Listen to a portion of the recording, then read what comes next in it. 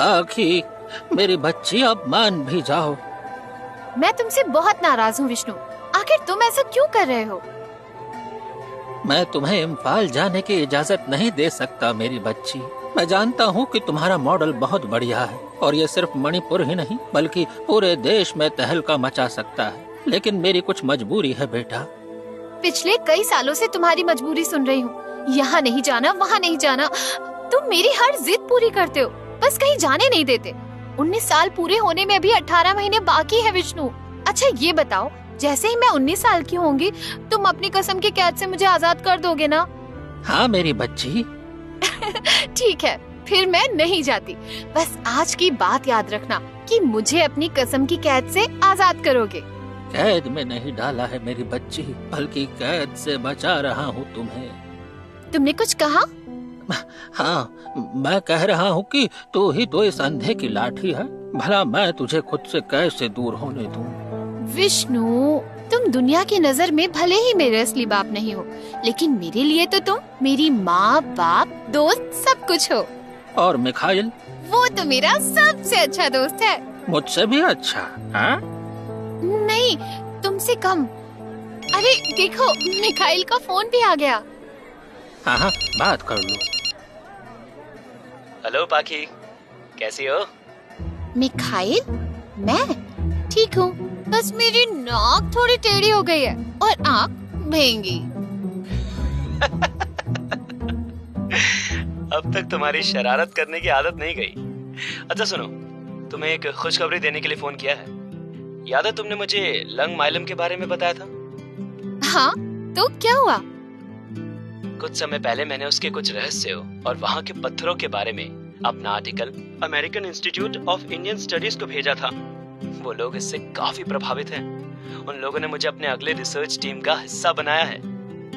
अच्छा, तो अब तो गुवाहाटी से अमेरिका जाने की तैयारी में है?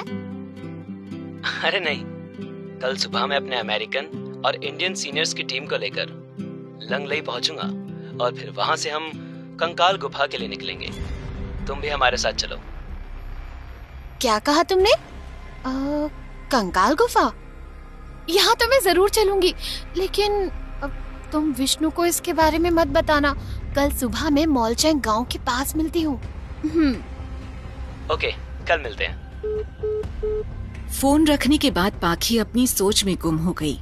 उसे ध्यान आया कि विष्णु ने उसे एक बार बताया था कि कंकाल गुफा ही वो जगह है जहां उसकी आंखों की रोशनी मिलेगी। मिखाइल का प्रस्ताव उसे ईश्वर का इशारा लगा।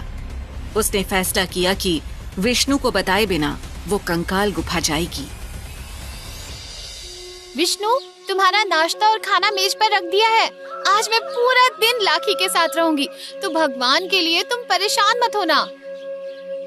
ठीक है, लेकिन शाम ढलने से पहले घर आ जाना। हाँ, आ जाऊंगी, पहले जाने तो दो।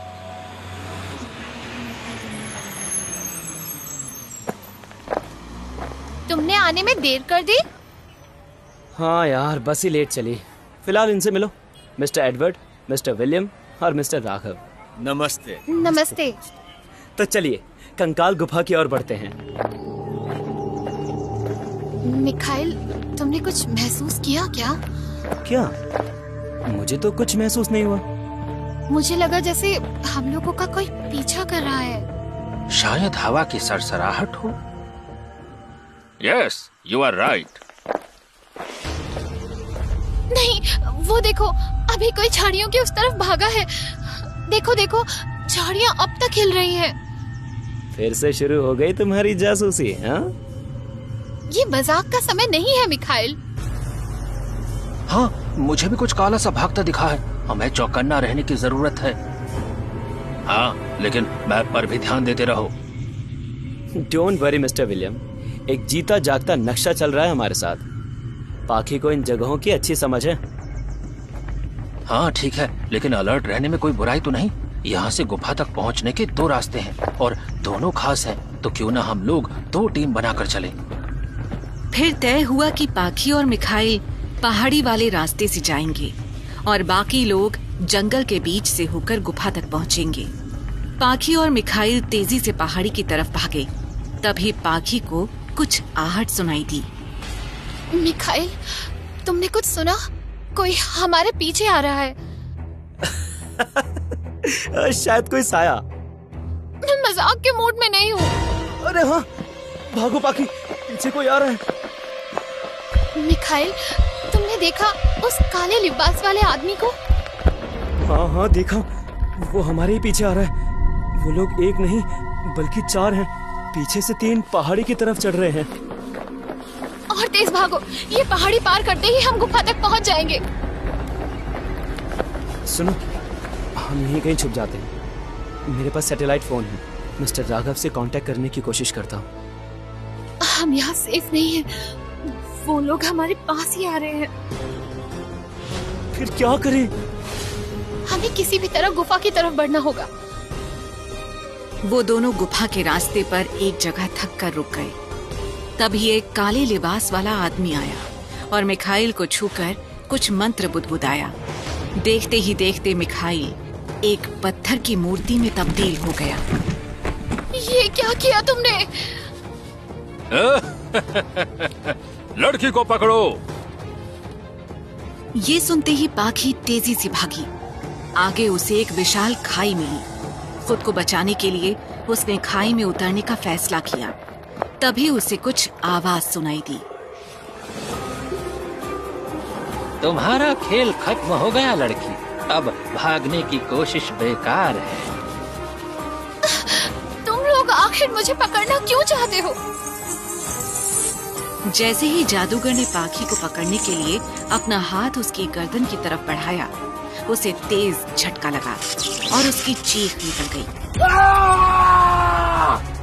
अरे मुझे बिजली जैसा झटका लगा है, मेरी शक्तियाँ खींची जा रही है।